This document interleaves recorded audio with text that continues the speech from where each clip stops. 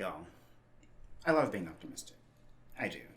I love hearing good news and spreading good news and all of that jazz. And I also love balance. I like to call myself an optimistic pessimist, but I lean more towards optimism. In my youth, I played the trickster character a lot. My nickname in high school and college was Tricky. Often in mythology, and I'm not self-aggrandizing myself, hopefully, but whatever. Anyways, often in mythology, there was a trickster god. Personally, I identified a lot with Eleutherius, Mercury, Dionysus, Hermes, all of that good jazz. In more recent times, Roman emperors would have someone reminding them of the memento mori. And in medieval times, kings would have court jesters who were there to not be sycophants and, tell them what they wanted to hear, but to be the voice that calls them out, to remind them of their blind spot, to help them keep balance. Because isn't life about balance? I love the phrase, the universe that pours it back in, but I digress. So, with all that said, it's been hard to feel optimistic in the past few months. Like, genuinely hard. Like, people are dying around us. How is there any good left in this world? And yet, despite what feels like the world falling apart around us, there is progress. My movie, The Duchess, marches towards completion after a few months of delay from our original timeline. I'm reveling in my cousin's happiness from finally getting her food business off the ground. Just genuinely excited. I am so proud of her in all that she's done in her life, and I cannot wait to see what this next stage brings. I've had someone, a complete stranger in whom I'm now invested in, who reached out to me from the internet because they're in the beginning stages of transitioning and they don't know the next steps in moving forward. First step, get a therapist, then develop a game plan, but most importantly, heal from your past traumas. That just goes without saying for anyone, trans or whatever. Heal yourself. Life goes on. And my nephew celebrated his birthday in the midst of all this.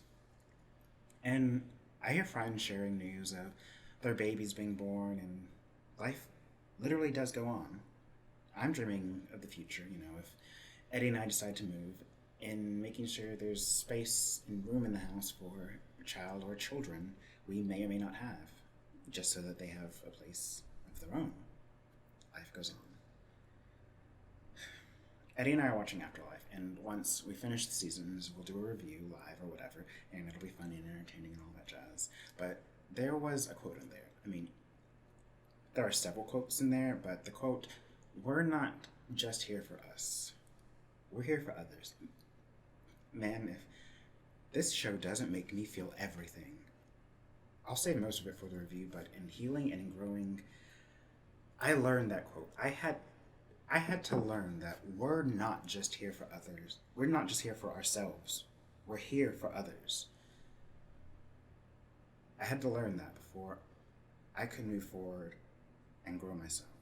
That if I couldn't live for myself at first, at the very least, live for others. Live so that they're not mourning me, and live so that they're not in constant worry that I may self-harm. What helped me move forward and get out of my darkest place years ago was living for the child I may or may not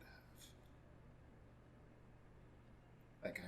I remember the steps I took in the journal entry I wrote and saying, I'm doing something really big for you in hopes that I can do it for me. And yeah, that child may or may never appear, but it helped just to know that it wasn't just me, it was someone else. And that was my first step after, living in complete mental growth paralysis, my wiggle my big toe moment. And keeping that mindset has helped me recover from a lot of my low points. Recovering by finding a way to put aside my own ego and to take in consideration the people who care about me and to find ways to be of service to others. Whether it's making these videos in hopes someone sees it and knows a bit more about a trans person and can put a face and all of the whatever that goes along with it, or someone who's depressed or just down and needs a moment of inspiration, or whether it's me sharing all the posts you see on Facebook about my cousin and other memes and lifting her up and hopefully lifting up somebody else while sometimes just throwing a little bit of shade. some days I do it because I'm all sorts of happy, or I'm bored, or whatever. It's quarantine, and I'm still trying to do my best to social distance and keep away from people. And then there's some days I share because I'm genuinely sad. And making someone else happy lets me latch onto their happiness, however briefly, and lift my own spirits. I remember watching this movie, Pollyanna, when I was growing up, 4 or 5, and my mom liked to watch all of the Disney classics, the live action versions, Pollyanna, Swiss Family Robinson, and all that jazz, like all the classics. And I feel like Pollyanna especially received a lot of flack, and we all say don't be so Pollyannish, but man, if that is not a story about dealing and processing trauma. I know there's a good quote in there somewhere that I can't seem to find, but it's how she talks about how it's not that she doesn't see the bad stuff or think the world is perfect or could be better if one just burst with positivity all the time. No, it's not that. It's doing it all despite and because of the trauma. Not ignoring it, but also not letting it consume you. You can get mired in trauma and not know how to find your way out of it. And like I've always said, get a therapist to help you process whatever trauma that is. And don't let it consume you. For a while for me, with the quarantine and the riots and the movements, the state of the world was almost consuming. I mean, I'm pretty sure I tried to do a Facebook Live video, but really just ended up sobbing on camera, and had a lot of y'all reach out to me asking, are you okay? Yes. Fine. I just thought I could say something, but apparently I did not have words, just tears. But anyways, in making conscious decisions to find light and spread light, it empowers me to process how much the world is changing, and some of it for the better. All of it for the better, I think. We look at people protesting over Black Lives Matter, and some of us may think, look, what does protesting accomplish? Well, in less than a month, we've had change sweep over this country. We have had corporations, theaters, nonprofit organizations, and other businesses have begun, albeit in some situation, it is a cover your ass approach. In-house examinations into how internal biases have created untenable situations for Black, Indigenous, people of color, and LGBTQ persons within their organizations. And they're at least trying to have conversations on how to have structural changes that are really for the benefit of everyone. You think about your children and your grandchildren and your children's children growing up in this world, and you don't know who they may be, but I would imagine you would not want them to suffer or be discriminated against, to worry about losing their job because of the way the hair grows out of their head, or because of who they love or who they are inside. I don't think you want that. And we've had change across the nation regarding our police forces and how the police officers of our communities must move forward when it comes to the use and abuse of their power. Like, that's just not tenable. Another maxim I live by, I live by many, but one that has stuck with me for so long, is Noblesse Oblige, that if you're in a privileged position, you have to use that privilege to help others. That's what makes you a noble person. Nobility, not some bloodline or title or position. It's how you choose to act and how you choose to act with that power. Growing up, my dad always called me Crown Prince. Crown Prince this, Crown Prince that. That was his way of showing affection for me, and somehow it stuck because, the end result.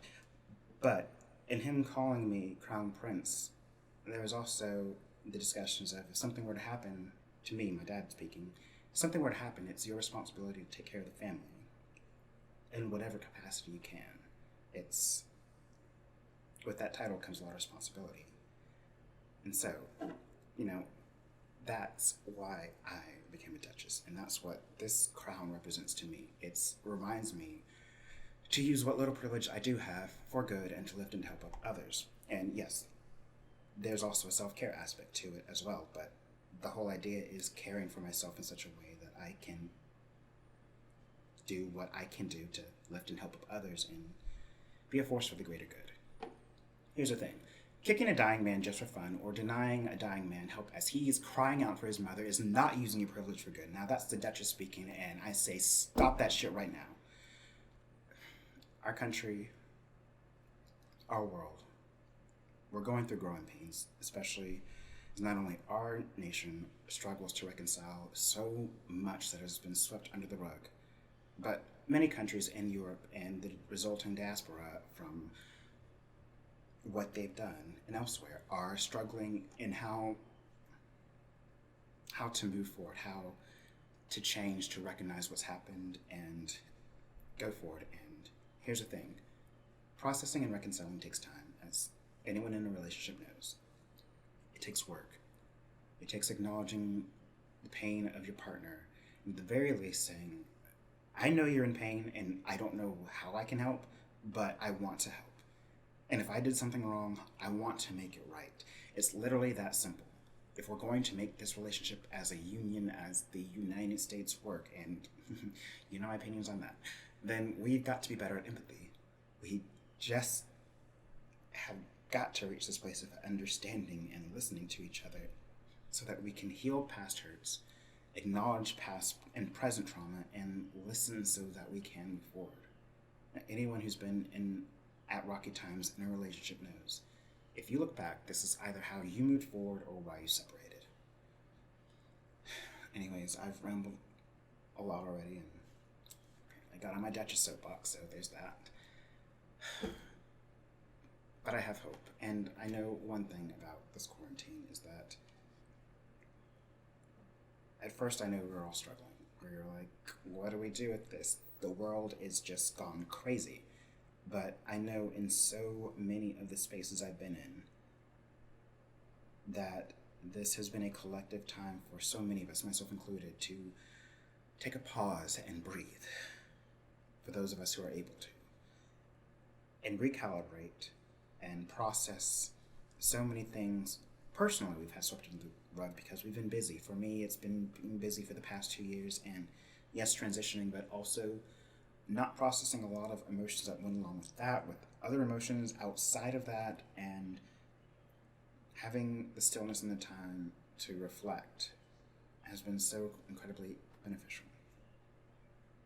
And I hope you've been able to take something away from this time, and hopefully as we all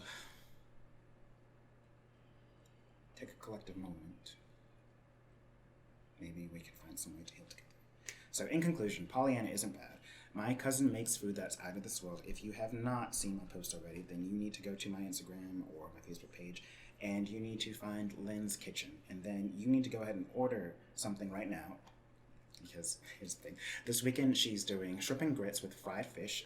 Oh God, so excited. And then also she's making her jerk chicken pasta plate again. I am so excited. I cannot wait for Saturday when it's delivering. She's cutting off orders tomorrow at 2 p.m., so go and get your order in. She's using my shop as a drop-off location for some stuff, so if you want to come there and pick it up, you're more than welcome. And I'm also grateful for all the connections I've been able to make digitally this quarantine. It can feel a bit dark right now, but I think we're all going to come out of this as a country better than we were before, because we're reevaluating what our priorities and concerns are across the board for so many of us.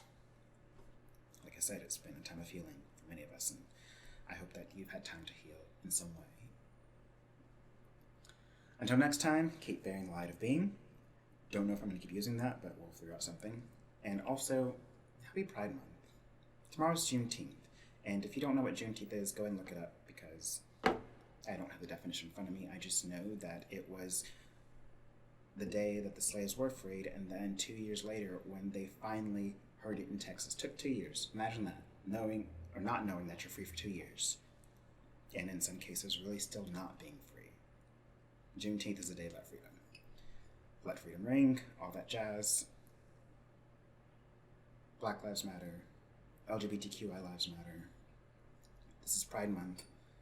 Let's go forward and be kind to each other. So again, until next time, keep bearing lightness of being. Let's see if I can drink this.